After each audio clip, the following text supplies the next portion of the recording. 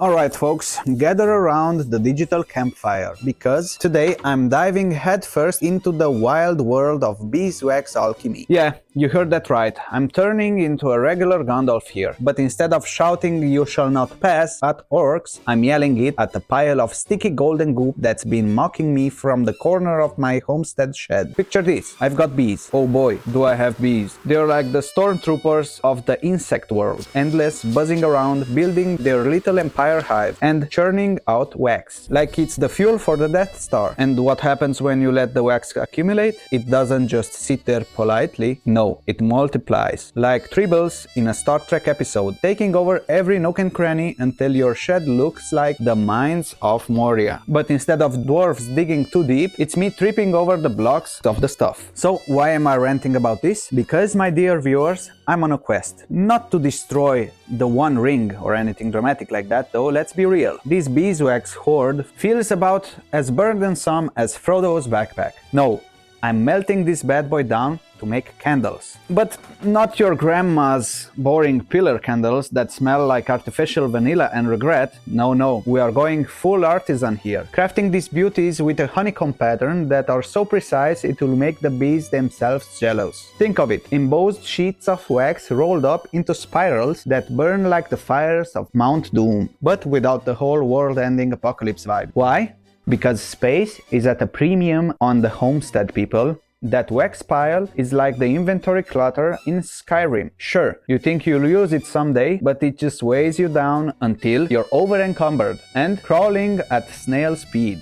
Let's break it down, step by chaotic step, because nothing ever goes smoothly in the land of DIY disasters. First off, purifying the wax. I've got this aluminum pot, nothing fancy, just your standard kitchen warrior, like Link's Master Sword, but way less legendary. I toss in the beeswax chunks, add some water, because apparently that's the secret sauce to skim off the impurities, and crank up the heat. It's like brewing a potion in Harry Potter, but instead of polyjuice turning me into something else, this just turns my kitchen into a sauna that smells like a beehive exploded. That's a good thing. The wax melts, the gunk floats to the top or on the bottom, and boom, skim it off like you're defeating a boss in Dark Souls. Easy peasy, right?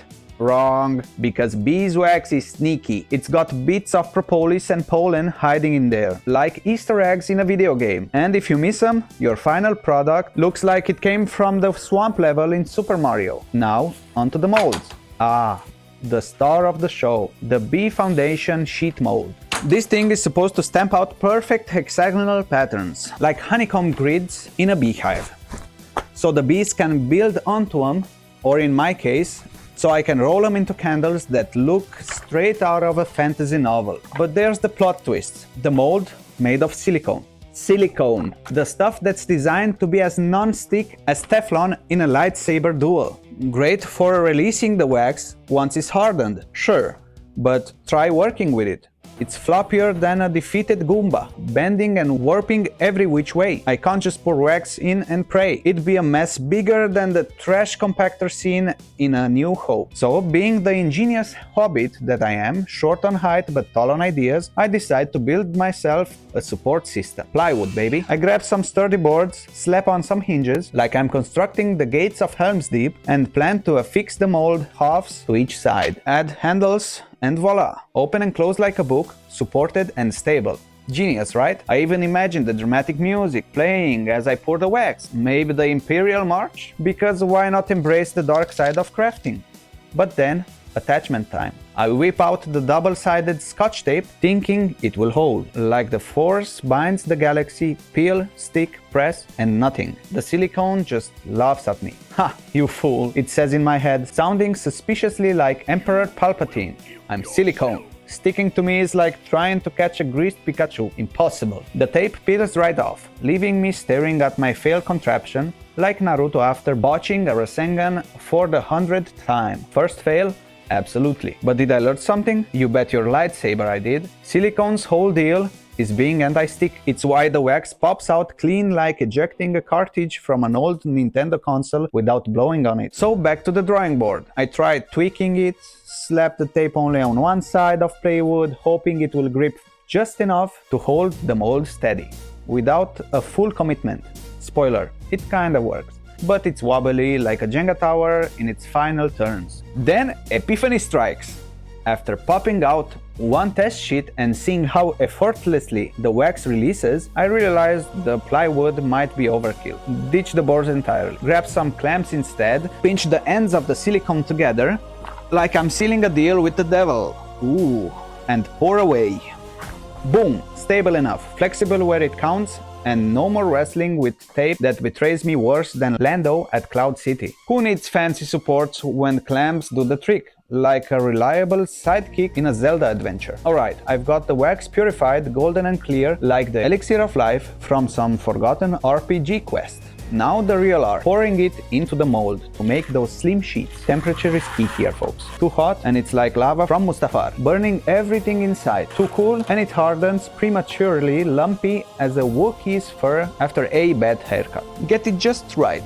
Warm, pliable like dough in a baking scene. And you can roll those honeycomb embossed sheets into perfect candle spirals. Imagine it, the hexagons catching the light as it burns, flickering like the eye of Sauron, but way more chill and less evil. And why roll them? Because flat sheets are boring. Rolled ones are like the evolution from 2D Mario to 3D, game changing. But let's zoom out. Why am I even doing this madness? Because, as I said, bees. We've got hives buzzing away like Zerg swarm in StarCraft, producing wax faster than I can say over mine. And pure beeswax, it doesn't spoil, ever. It's immortal, like an elf from Lord of the Rings. Beautiful, useful, but if you don't put it to work, it just stacks up. My shed's turning into a wax warehouse. Space vanishing quicker than a plot armor in a horror anime. What do you do with the excess? Sell it? Nah, too mainstream. Gift it? Sure, but only so many friends want raw wax block before they start side-eyeing you like you're the weird uncle at the family gatherings. No, the creative path calls. Candles. Functional art that lights up the night, smells like honey heaven, and clears out the clutter. It's sustainability, baby. Turning bee byproduct into something that would make even Bilbo Baggins proud, sitting by his fire in Bag End. Of course, nothing's without its satire-worthy pitfalls. Picture me, covered in wax drips, looking like I lost a fight with a slime monster from Dragon Quest. The bees outside are probably watching through the window, chuckling in their buzzing language. Look at this human, thinking he can outcraft us. We are the pros. He's just a DLC. Now, rolling the sheets. That's where the magic happens. You wait for that Goldilocks temp, not too hot, not too cold, and start curling them up, like you're wrapping a burrito in One Piece style. Luffy stretching his arms, but with wax instead of rubber. One wrong move and it cracks, like brittle armor in Soul's game. But nail it, you've got a candle that's not just light, it's a statement. Burn time longer than a marathon session of The Legend of Zelda. Scent purer than the air in Rivendell. And the pattern? Those hexagons glow as it melts.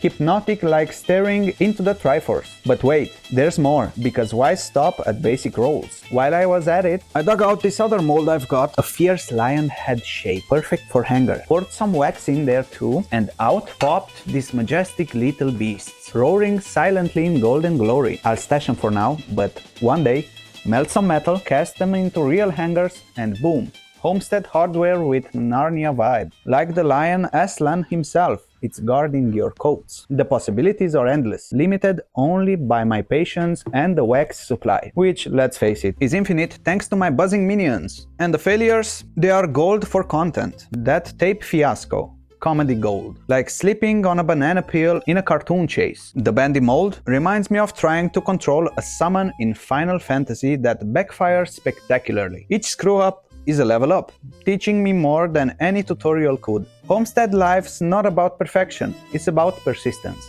Like grinding through the water temple in Ocarina of Time. Frustrating, wet, but rewarding when you emerge victorious. So viewers, if you're still with me, and I hope you are, because ditching now would be like quitting midway through the Return of the King, join the wax revolution. Grab your own pot, melt some stuff, fail hilariously, and create. Because in the end, that pile of wax isn't just clutter, it's potential. Like the Force, it's everywhere, waiting to be shaped. May your crafts be ever in your favor. And remember, in the game of homesteads, you craft or you die. Of boredom, of course. Peace out, and may the bees be with you.